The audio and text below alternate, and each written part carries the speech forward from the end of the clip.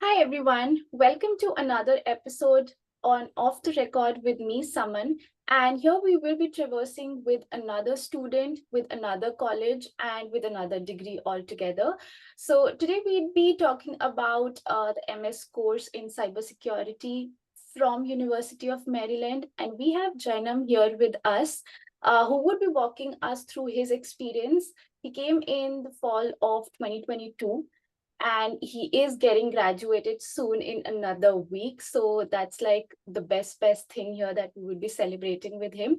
And before we head down more into the questions and everything, Jainam, why don't you introduce yourself? Where are you currently situated? Where do you come from, like which country and place, and what course are you doing? Sure, absolutely. Thank you so much, Saman.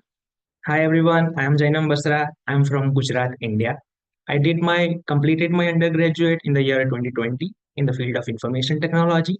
Then I worked for 2 years as a security analyst, in which I used to perform penetration testing and vulnerability assessment on various web applications, mobile applications, and network-based applications. And after that, I thought that I would definitely need to learn more and explore more in the field of cybersecurity. And that is when I applied for a master's in the year 2022. Then I got admitted into the University of Maryland, Baltimore County. And yeah, as you said, next week I'll be graduating. That's amazing. And congratulations again. It's like a big win finally. I know like it's been 2 years and Right. studying and obviously taking a break after the undergrad when you go to the corporate and then again to the school, it's difficult, but it's a big Absolutely. win. So congratulations for all your hard work. And Thank you. we have more pictures like seeing on your LinkedIn profile on your graduation ceremony. So Sure. that's amazing. So we'll start with the basic things like you would have applied to tons or multiple colleges here in the United States. And how did University of Maryland stood out among all of the choices? What was the focus area that let you come here and do your master's? Sure. Absolutely. I would start with definitely why cybersecurity. It's very interesting story. When I was in my school, maybe eighth or ninth grade, and I was newly introduced to Facebook, one of my schoolmate came. He was like, "Hey, I can just hack your account. I can get into your account." I was like, "Seriously? There's no way you can get into it because you don't know my password. So there's no way you can get into it." I was like, "If you challenge me, I can do so, and if you give me permission." It's like, "Okay, sure, go ahead." And he just did it in one day. So I was amazed. I was like, wow, how did you did it? And then he taught me the method. And that's when I got much interested into cybersecurity. I just started digging more into cybersecurity, learning about social engineering techniques, learning about how to craft a phishing page and all. And that is where I thought that, okay, this is the area I'll be going. Be making my career in it.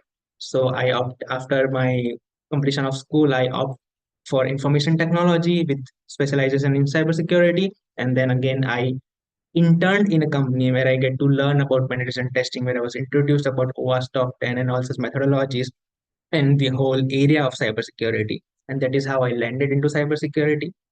Now, coming to why this college, so I was very much focused that this is the specific area in which I wanted to go.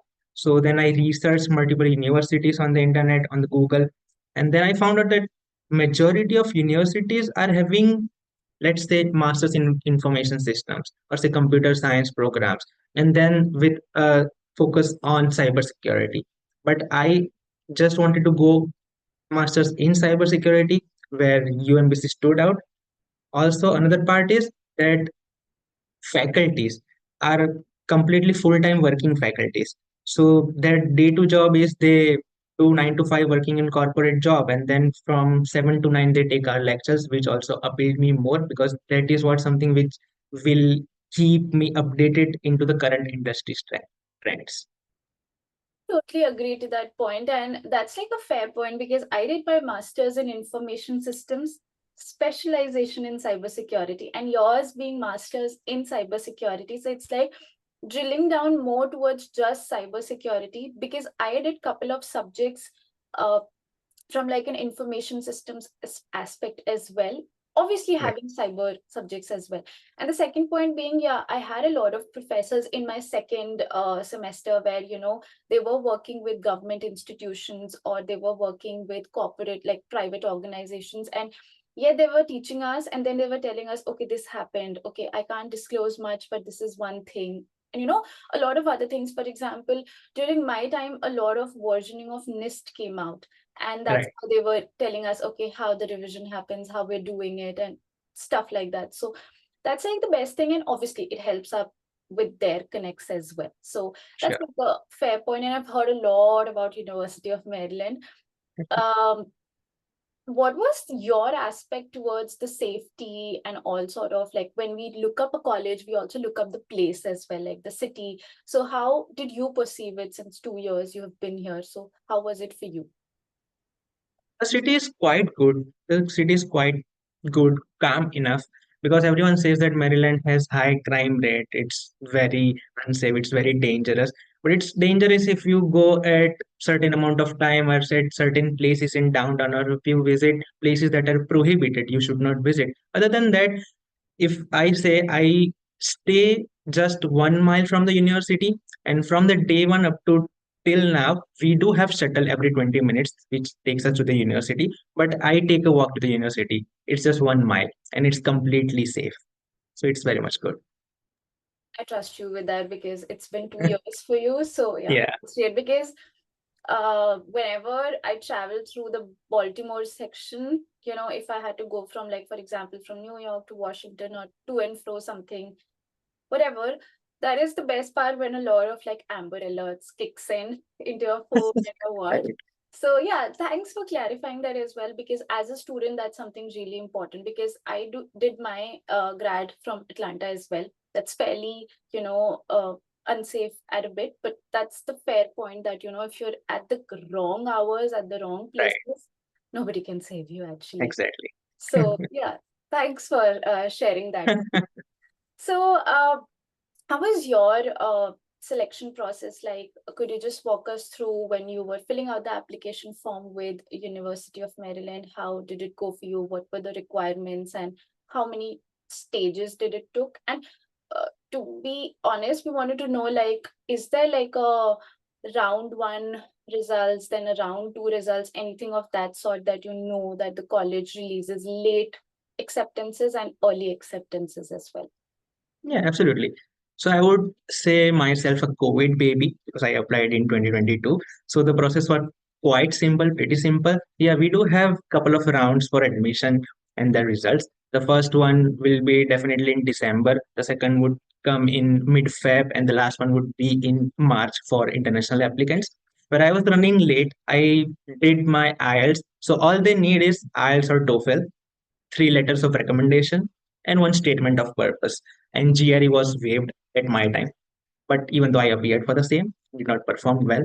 Let's not talk about that. Okay. So I was running late. I completed my IELTS in the end of January. I applied for the program in mid February. And to my surprise, within 2 days of my application, I just got admitted into the university. So that was pretty much simple. And then I had three letters of recommendation, two from educational institutes and one from my professional one where I was working in the company, and one statement of purpose. Okay, and there was nothing else that was needed by the college. No essays or no calls or no interviews as such, no video recordings or anything. Perfect. So that was like a quick one for you. You were already late, but still that Yeah, was a quick still, one for yeah, you. right. Okay, great. So as part of the process, like we've sat with a couple of more students from different colleges where they do have a mention of either scholarship or any sort of aid that the college provides. Anything, did you apply through the application process, or did you do it separately by going through the website? Anything on the scholarship front, or anything that can help you get a part-time on the campus? Sure. So part-time is one thing getting on the campus. And for scholarship, to be very honest, our department cybersecurity was relatively new compared to other departments in the university. So our program is not called the regular MS program. Now it will be converted into MS program, but earlier it was called Master of Professional Studies, which was MPS program. And so our department did not had any kind of scholarships in it. We did not used to have TA, we did not used to have RA. However, when I came here and from my first day of university, as any other student did, I started emailing professors of other departments that, hey, I'm looking for this and that, and I have this qualities and I have this. Please look at my resume and all. Luckily, on the first day of my semester, our director sent an email out to our department, to all our students, that we have some kind of sponsorship available and just reply me with your resumes if you're interested for some kind of work. I already had my resume ready. I immediately replied him within a minute and I just got selected for RA position on the first Perfect. day of my semester. That's like the second lucky situation. But yeah, Yeah, it's also your you're being proactive, that you were all the time over the email, the communications. right. You were ready with your resume as well. Absolutely. It got selected. So that did fetch you any scholarship or any sort of way, like any sort of your tuition, part of your tuition fees was Right. related to that? So that did not help me in getting any sort of tuition remission, but however, that helped me a lot financially That's great. because the pay scale was quite high compared to any other on-campus job. Yeah, And it was same like 20 hours per week, it was same like 20 hours per week and you were working it like under a professor and performing a under research. my director itself. Yeah, director of the program itself. Perfect, perfect. So there would have been a lot of learning, and also that fetched you money as well. So if not scholarship, this is one way. So Absolutely. are there any, like you said, now it's getting converted into MS now. So do you like speculate that there would be any sort of scholarship for international students going forward? Absolutely. In upcoming semesters, there are gonna be a lot of scholarships available. Are you happy with that? Yeah, good for other students. Yeah, I Yeah, mean, and why then not? there's just a pinch in your heart that did not happen for us. However, I get my work done, so like I'm fine. Yeah, it's either way, if you Yeah, are not getting the tuition fees waived off, but you're still getting somehow from the RA, uh, exactly. that's the thing. So a very funny question, a very quick one as well. Like why, like you said, your inclination towards cybersecurity, then the Maryland University, then why that inclination towards the United States of America and not to any other foreign country? What was your pick there? Sure. So after working in India for 2 years, I was like, I'm kind of person who enjoys technical stuff. I love doing ethical hacking. But on the other side, I'm also like, I need to talk to someone. I cannot just sit idle for hours and hours and do my work. Like, okay, I want to climb that corporate ladder. I want to be a manager kind of thing. So it's like, okay, if I spend being technical so many years, after a couple of years, I'll be promoted to senior security engineer, let's say. Then after a couple of years, I might promoted to team lead and then manager. I might that will be the time of taking pension, I guess. So I was like, okay. I was like, okay, let's do masters. So if I might land a senior role, like okay, now what to do? So I was thinking to do masters in India itself, but then in India, doing after masters is like you're completely focused to academic research only. So people doing masters in India are completely focused in academics only. I didn't want to write a paper or publish a journal or write a book of my own. I wanted to be in the field. So like, okay, what's the other way of doing it? So I thought of doing MBA, which every engineer thoughts of doing it. I was like, Did you okay, also give a cat? no, I didn't. I just thought Better. of doing MBA. I completed Then, the exam as well. oh wow, great. Then on the other side, I was also very much active in doing bug bounties on different platforms like Bugcrowd, HackerOne, Integrity. And also, I was part of Trace Lab. Now, Trace Lab is a kind of non-profit organization which helps in family reunion, which collabs with the government and allows our people to help find missing people on the planet with the help of internet. So those who know how to leverage Google Docs and all such stuff. As part of that, I was taking part in the CTFs and all, and I learned a lot. It's like, okay, where is Trace Lab located? It's in the States. If I see all the summits happening, Black Hat, again USA. If I follow any influencer from background, let's say James Keeter or let's say Jason Haddix, where are they located? Again, USA. It's like, okay, this is a place I want to go and learn more. Fair point, actually, that's a fair point. And I see everyone and anyone is here. Obviously, they spread across to different states here, but the level of opportunity that you get here, the level of exposure that you get here is fairly a lot as compared to other countries as well. And here, I know with the current job market, it's a little difficult to support it, but somehow uh, how things were, it was very easy for people to transition. And because there were a lot of opportunities in cybersecurity, and it was that welcoming area that now if you see and go back, like we do have a couple of influencers who were into media communications and now into bug bounty.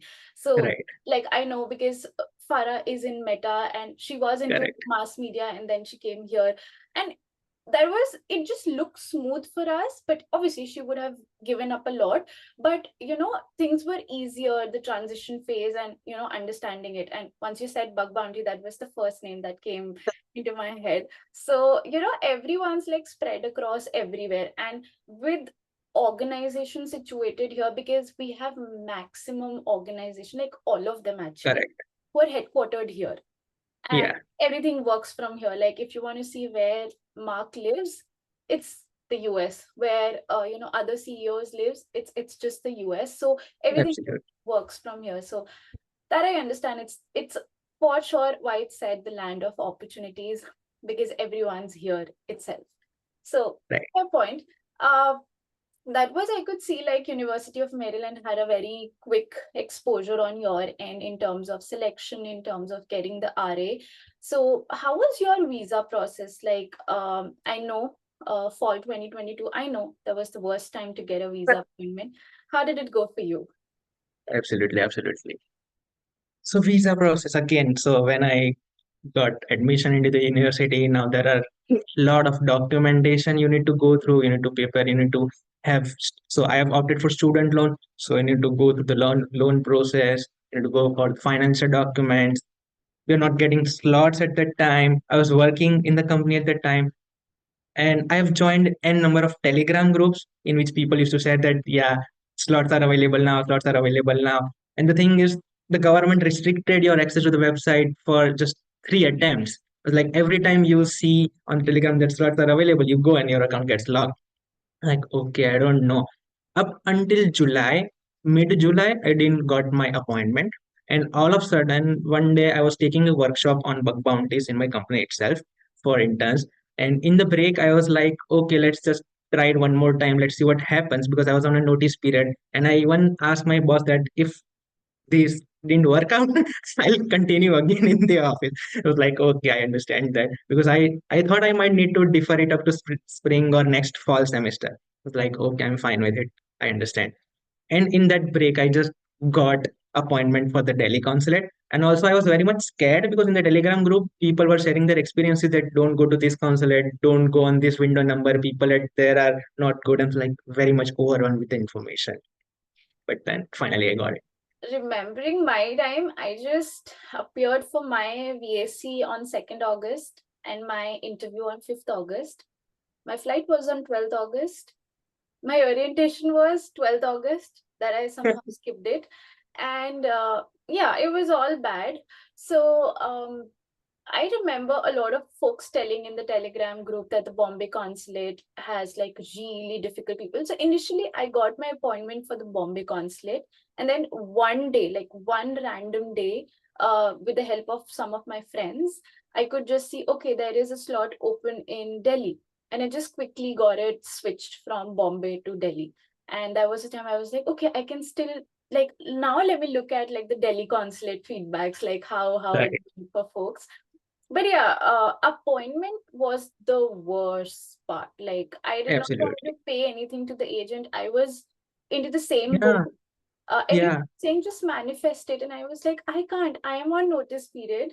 Uh, I just Absolutely. can't go back. Like this would be like big time embarrassment that I got selected, but I didn't get the Right. that thing, and I have to go back Right. and work again. So yeah, that was the difficult part, and then you're packing also in between, but you don't know that if your visa would come in. And Yes. uh, I And I everyone keeps on asking, where are you going? When are you going? When is your correct. appointment? Yeah, let's just catch up and this and that. I was like, no, I can't. And then I'm emailing my professors in college that okay, so my fees submission day was 2nd August. And 5th August was my interview. Second was just my VSC, the biometrics. So I asked them like, if I don't get selected, I just don't want to pay the fees. Like there's no point for me to pay the fees Right. for. So they gave me a leverage of 3 days that okay, once you're through with your interview, then do the payment. So the day I got like, the person asked me that so and so question and then said approved. It's like he just ran away because I have to fill the form, pay the fees, and get it all sorted. So yeah, but how was your like? What were the questions that were asked for you when you were facing the visa officer? Visa interview? Yeah. Visa interview, again, I've been lucky all these times. The day when I went there, first of all, the atmosphere in the embassy is completely terrifying. I mean, it's not terrifying, but you get terrified. You get overwhelmed with the interviews going on. You're standing in the queue and you're seeing that visa officers are asking that the questions are pretty simple that where do you want to go, which university and all, but you just get blank. However, which was not my case, I went there, I submitted my passport and my I-20, and the officer was very sweet lady.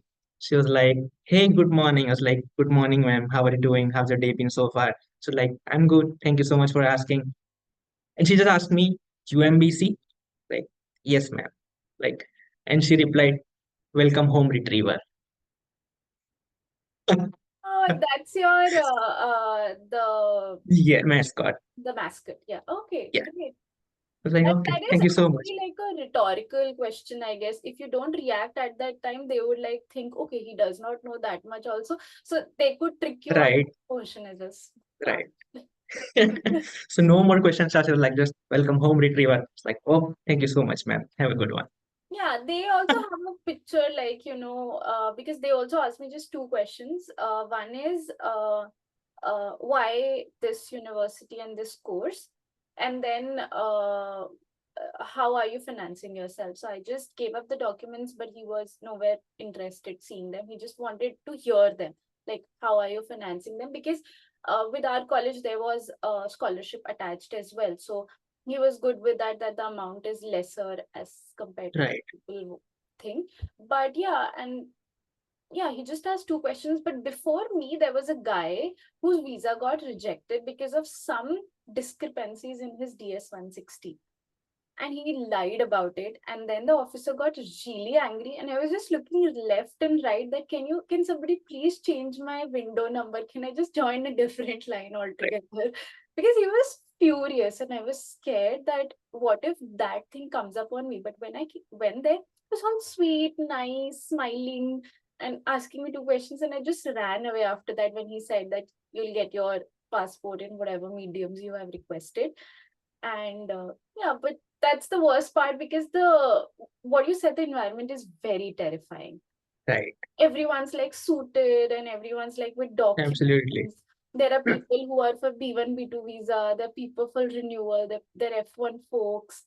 And I doubted myself that whether I'm underdressed or overdressed or whether I'm in proper attire to be called student or not.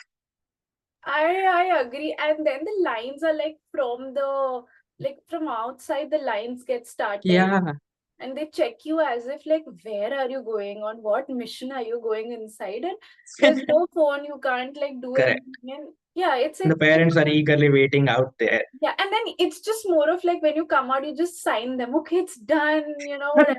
But there were Correct. folks who came out sad, like did not get approved for them.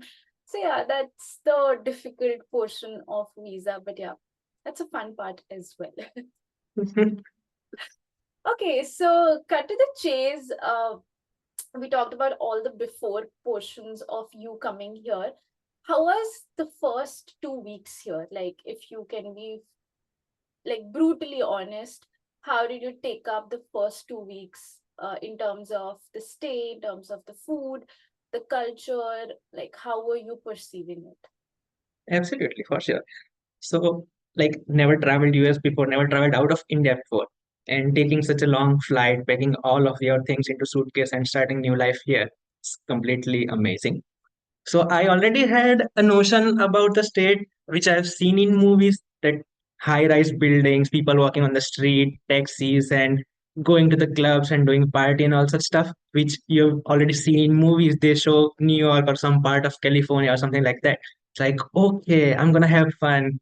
It will be fun so much. Having said that, I already know that I'm gonna come to Maryland, Baltimore County. Like, okay, it will be fair enough. And the day when I landed and when I came out of airport, it's like, wait, where am I? This is not something I signed up for. This is completely different, man. What is this? I want to go back. That was my first reaction. My friend was here. He was studying in ASU. I texted him that, hey, I'm here. He just smiled at me and he was like, welcome to the land of opportunities. It's like, okay, okay. And the time when I landed, I was on the airport. I was waiting for my immigration to be done. And I was so excited because I haven't seen how the outer world is here. So I was calling my friends, calling my relatives that, hey, I've reached. Hey, I'm here. Look at the airport. Look at the people. Look. And the people are completely different. Everyone in line was, hey, talk slow. You're in USA. You're in USA. Talk slow. And my nature voice is completely louder. Everyone could hear it. Even the officer might have heard it. It's like, hey, talk slow. What is this? Behave yourself. It's like, okay, sorry, man. It's completely different. And yeah, so the marketplace is currently accessible from my place, just 1 minute walk. So the day when I came here, I didn't do anything. I landed at 4:30 and I reached home by 8. So I was not jet lagged at all. I just had some dinner and slept. So the next day I was about to go to the tour for university with one of my friend, and I was wearing shorts because I haven't unpacked anything. And I asked him that, hey, is it fine if I come in shorts to the university? I was like, it's completely fine if even if you remove all of your clothes. Like what? It's like, yeah, welcome to the States. So I find it completely different. When I went to the supermarket, things were completely different, overrun with so many products. Like one tomato ketchup, there are 100 types of tomato ketchup. Like which one to pick, which one to not, and things are even the fruits and everything are so much big in size. Like wow, just wow. Yeah, and the first couple of days are just the overwhelming times. I haven't as well moved anywhere apart from Delhi and then my hometown, nowhere else that I've gone or internationally, so there was no option at all. So when I came here, things were really different. The scenario was really different, and there were a lot of like rules and regulations, just to cross the road. It just Right, seems very normal when we talk about it because we've spent now 2 years doing the same things. Now we know like which tomatoes to pick up, which section is our favorite, right. snack items and anything. So we've done that, been through that time. I've still stood there, converted dollar into INR, and then thought of like which is like the lowest one. Let's just try with that. So done that, and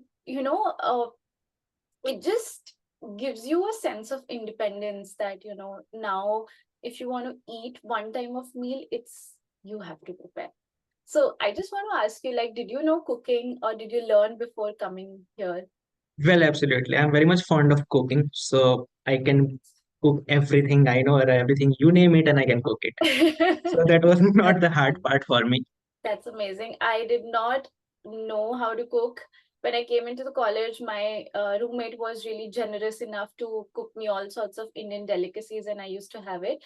But yeah, it's the job, like while searching for the job, and then after I shifted here, it's when I started cooking, and now I fairly like it. Like I would not say in your way that I love it, like, but still I like it. So I Right. have still not reached that love it section, but yeah, that's like the another portion where there are overwhelming scenarios just to buy a gallon of milk.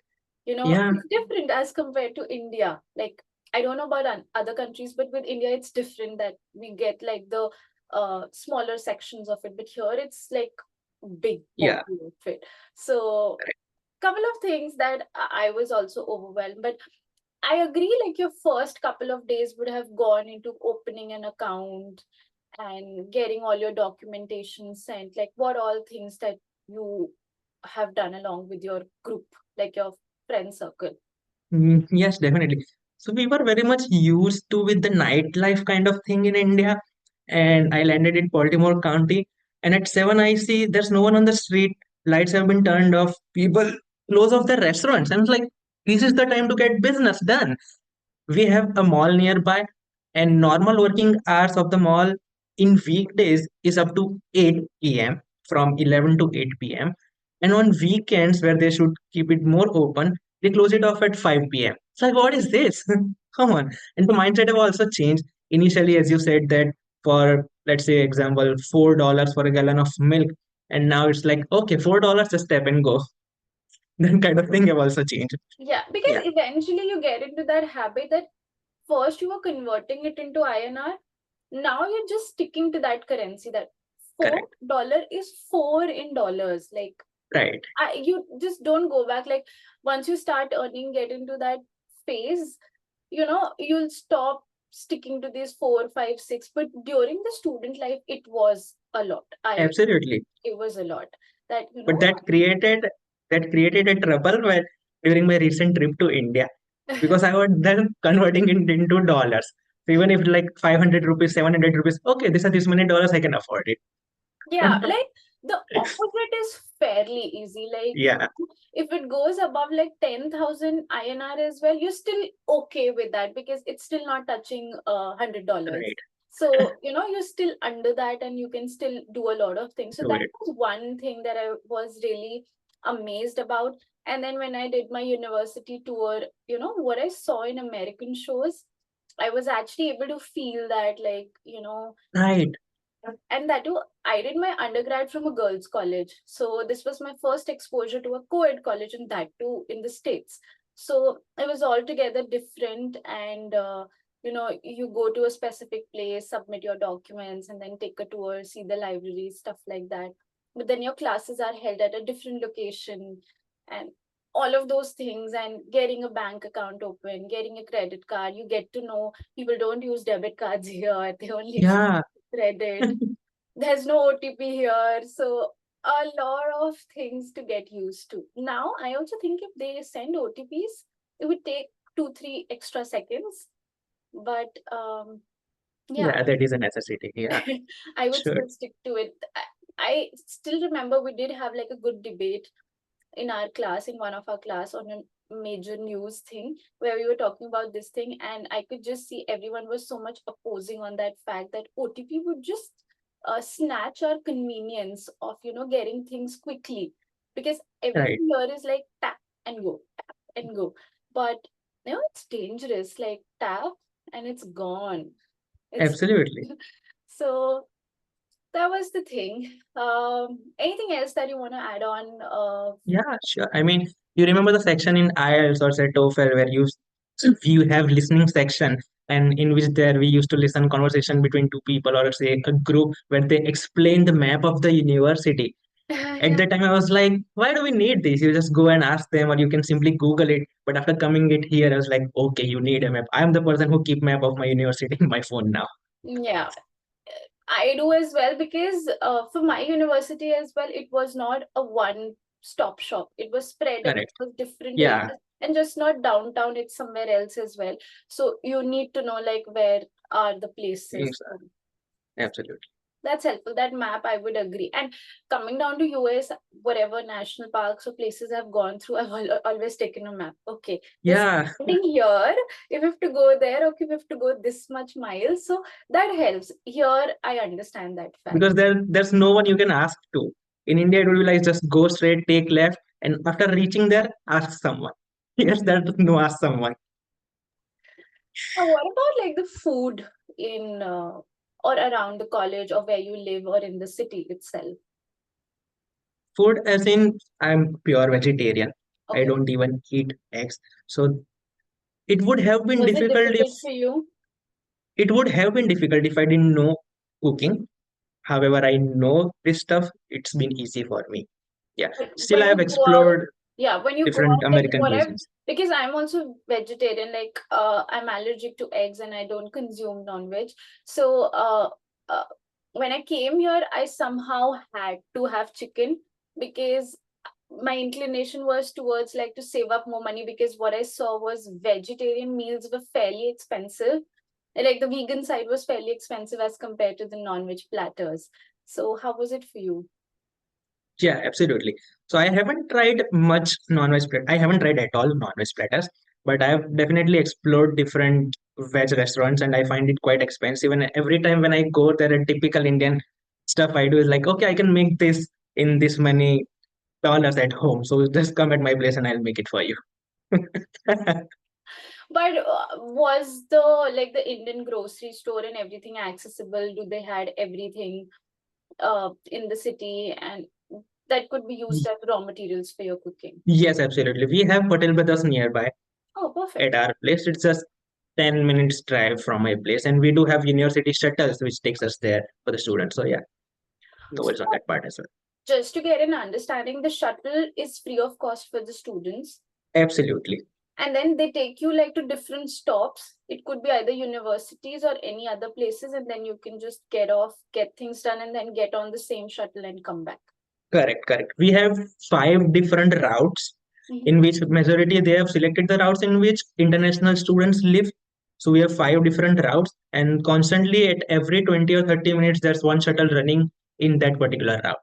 So I live in one route, Patel Brothers is in another route. So what I used to do is I take a bus from my place, come to the university, which acts like a junction, and then I take another shuttle and go to the Patel stop and come back.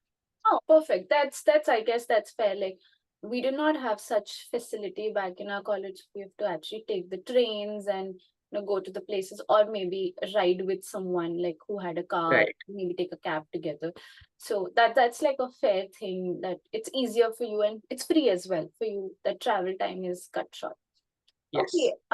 So apart from your curriculum, what were the other activities in terms of your university, societies or student groups that you were part of? Any events or any, um, sort of any competitions or any societies that you were part of for the past 2 years in terms of community experience? Sure. So I've been part of theater group, music community. So I've tried doing stand up comedy or say improv comedy. I also play flute, and I've started learning violin as well. So I'm taking private violin lessons in the music community, and so I've made several friends here as well. Again, I'm more into fitness as well. So I've been doing gym. I'm into weightlifting club and running club as well. And recently I've just started doing swimming. That's a lot. Like that's a lot, and it's something really good that you're working on yourself, learning new things, and Yes. but anything related to like any sort of student groups where you were part of any learning groups, or more of like uh regarding that. Yeah, we used to have our hackers meetup, which I'm part of it. Hackers meetup. We used to meet every week. Once every week, we used to have meeting for, let's say, 2 or 3 hours, where we used to invite different guests or say professionals from the industry, where they used to come and share their knowledge, and people can reach out to them for further exploration and all. And also, I have participated in international CTF, which is organized by USA. Last year, it was there in Japan. I was qualified for that, but I didn't went there somehow to Japan. But yeah, I've been part of Hackers Meetup. That's amazing. And any sort of conferences like related to cybersecurity or anything that you took part as being a student at University of Maryland, or representing the college and being part of conferences like maybe Hacker Summer Camp, being part of couple of conferences that happens around fall, and or any other the local meetups or local chapter meetups that you were part of or are Right, right. doing. I participated in say several Baltimore local chapters for Hackers Meetup. Also, UMBC has his particular conference called Hack UMBC, which happens every fall, in which they organize CTF, which runs 24 hours through whole week. So that is what I'm part of, and where we group we yeah we are into teams, and we have several tasks to complete. We compete against each other, and even student outside of UMBC can take part into it as well. Oh, that's great. And like, do you wanted to attend like Black Hat or maybe B-sides and all that happened for the past 2 years when you were here, or maybe you're planning for this year to be part of them? And any sort of support you have from the university? Like, does UMBC like give you a scholarship or like sort of sponsor you that you are going as part as a student? Anything of that sort in the past 2 years that you know of?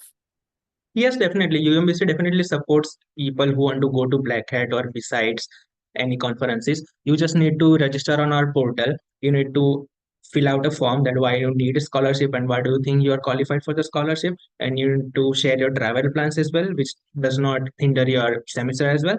And then once they review it, most likely you're to be approved for the scholarship, Okay. wherein they might uh, provide you something for your travel reimbursement or something like that. Okay. Okay, that's helpful, I guess. And Yeah, you can visit this year as well because we now have it in August, the high absolutely. count as well. Okay, one last thing before we head down, like before we close off, like the current discussions of the college and how are things. So, piggybacking on the same point, any sort of events that you attended through LinkedIn or through any other social media platform or through your curriculum and that helped you in some ways that you want to share that others can also take part into?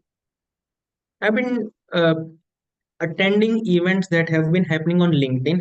I haven't got chance to attend any of them in person, apart from the local chapters I have been part of. And also, what I used to do is not only the USA, but I also used to keep eye on India as well. So there are a lot of online workshops happening there as well. So I used to participate in them as well. Yeah, the time difference is funny, but somehow you can still Yeah, make up for it because it's late for you, but it's like early hours for India and still you absolutely. can be part of it. Okay. So, okay, now we have in length talked about the curriculum, the visa process, how was the scenario for you the first couple of days and all other community experience that one could get in, and it's very widespread for you, like swimming to violin to fitness and everything, and it's really important for you to have that personal and professional balance as well. Right. But just one quick question from my end: how are you making up time with all these things? Like, we just have 24 hours. How are you making it up for the college assignments, then going to college, then the groceries and all, cleaning and all, then the classes, the community work? How are you managing it? Absolutely. So for cooking part, what I used to do is I have very sorted meal plan that these are the things I'm gonna eat for throughout this week. So I have multiple boxes, which I do is I prep rotis or say I prep sabjis and all throughout the week. I actually cut them raw, keep it in the fridge. So as soon as I go home, I just make it and take it as it is. Now, for the classes part, I used to have my on campus job from 8 a.m. to 3 p.m. And I used to have my classes from 7 p.m. to 9 p.m. And that too on 3 days a week, not every day on the week, right? And job was on every day, basically up to 20 hours. So in the middle, in the buffer time, I used to go to gym, I used to play tennis, or I used to go for swimming and all that stuff.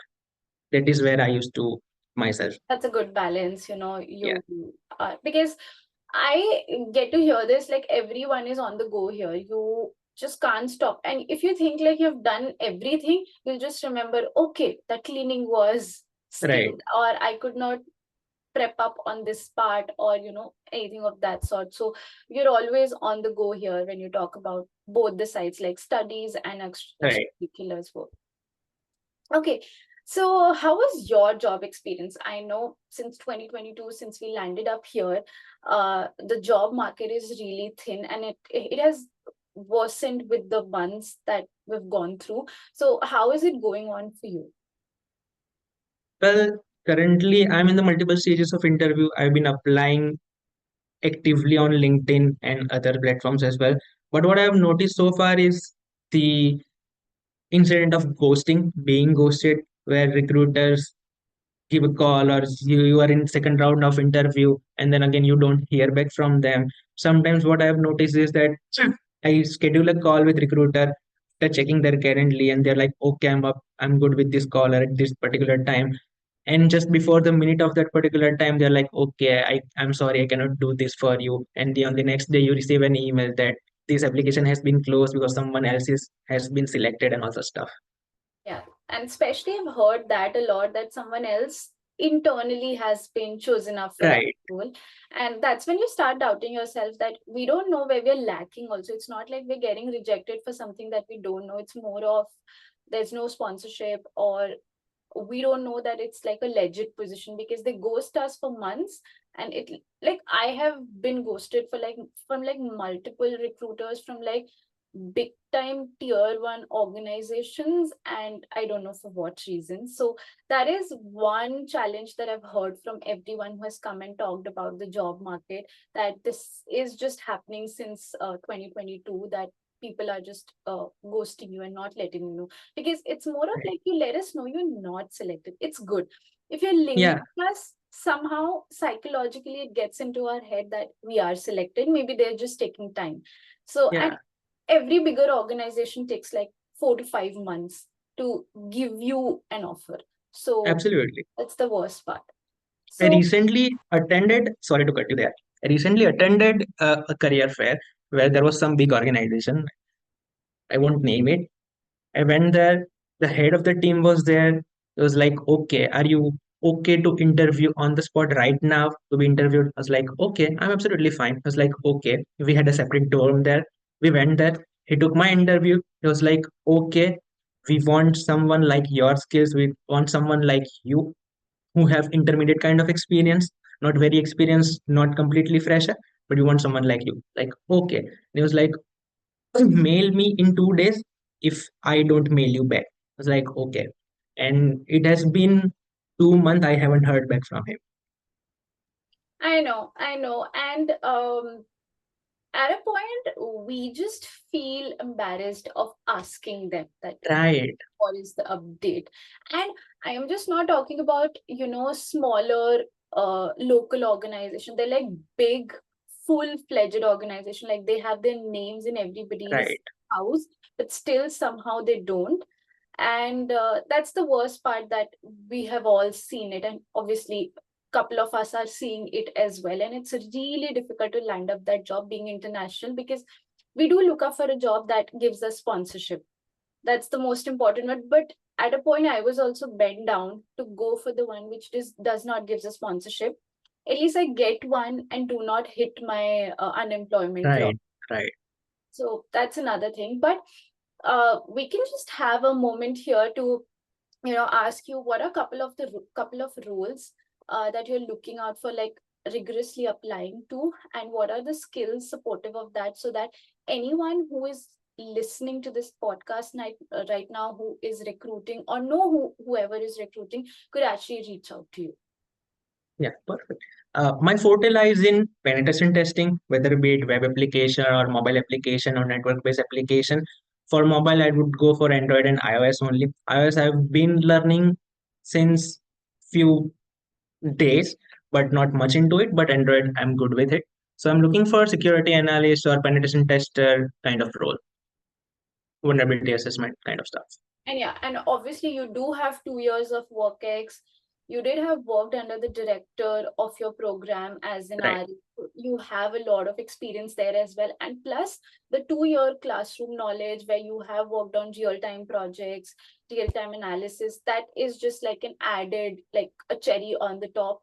And obviously you're a master's student now, so you have both the degrees plus experience. So I would really want to request everyone, whoever is listening, kindly reach out to Jainam. We'll have his LinkedIn ID in the description. Probably there we can start up and help him if there are any sort of roles that you know of in your org, or somebody who is hiring. So that would really help them.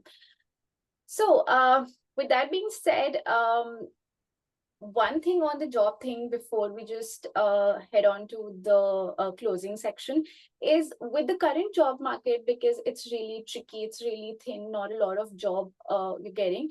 is there any sort of university aid, university help or support you're getting in terms of, any role that they could give you as part of, being employed at the university, or being working under a professor or anything of that sort? Yeah, so as I've already worked under my director of the program, I have mailed him, I have mailed couple of other professors as well, in which I feel their research work is really good and in which I am particularly interested and I wanted to learn more. They are definitely ready to help me even if I graduate and if I want to continue with their research program. So that is helpful as well. So, like UMBC professors and UMBC professors. and how supportive is the alumni group in those sense, that have you been connecting to anyone from the alumni group? All right. So alumni group, I would say they are very much supporting. But having said that, you're in the field of cybersecurity where most of the work is done in the federal sector, and for that you need to have clearance. That is the one obstacle which I'm facing currently. Other than that, alumni group is very much supporting. That's amazing. That's amazing. Yeah, I understand with federal, you do have to have clearance. And even for Right. a lot of, like I did apply for a lot of organizations where the project were for the government, and Right. you needed some sort of clearance or anything of that sort. And because of that, a lot of positions, like the initial call with the recruiter, it's just 2 minutes and okay, bye. Thank you so much. We'll Right. if there are any such positions that do not require clearance. So that's one trick there as well, that being on F1 and then to starting with OPT, that's a challenge there. Initially, I was hesitant to ask to a recruiter that whether you will be able to sponsor me or not. But nowadays, in screening call, even I just go and ask that, listen, we can continue if you can sponsor me. Like, okay, fine. After like 5, 6 calls, you just become shameless. Hello, is there a Yeah, slot? I also don't want to like waste my time talking to correct. you 10 minutes, because it's like you tell them everything, this, Yeah, this, and then yeah. there's sponsorship. Okay, bye. So So after an hour and long of call, they ask you that question. Initially, I just begin with that question only now. that's fair. I get it. With time, I also started that question as first, that there's no other medium. But yeah, heading to the end now. We talked about a lot of different things, and it was really helpful to whoever would want to come to UMBC this year, next year, at any time. And you being the integral point of contact through this podcast on ITSP magazine, that you can help those folks. You are helping though with your community work that you're doing. That's really commendable. But at the end, just one question. I wanted to put you up again on the spotlight, that uh, one or multiple advices that you wanted to share here with your experience being a student now, heading to the alumni group of UMBC. Do you want to give it out to the incoming students as well? Yeah, sure. One thing what I've learned here is that if you are honest and if you ask what you want, you'll definitely get it. Because the things in India, or say, it might be different. Because in India, what people do is they want something else, they ask for something else. They have things in their mind. Here, you just name it, and it will be pretty much clear, pretty much simple for you. If you want some scholarship, teachers won't come and give you. You need to ask them. If you need an opportunity, you just don't wait for it, go and ask for it. That will make it simple. Speaking up is really important here, Yeah, and eventually, that classroom raising hands and then emailing those things really would work there, really because was. Yeah, few things for me also worked out for me to speak up and talk about those things, putting your front, that people can understand it, because obviously you are sitting around a very diverse group, and it's very important for you to put up your thoughts or your solutions or your request for that. right. And somehow people are helpful here. If it's in their reach, they are. Absolutely. So Absolutely. Absolutely. that's like well said. And that was a great 1 hour that we sat and discussed about a lot of things. I hope it's helpful to a lot of folks. And yes, we'll have all of your handles in the description so that people could reach you out. People could fill up your inboxes with questions and others that we couldn't discuss out here. But thank you so much for being on ITSP Magazine and sharing your experiences. My pleasure. Thank you so much, Saman. Thank you so much, everyone, and we'll be back again with another episode. Bye. Bye bye.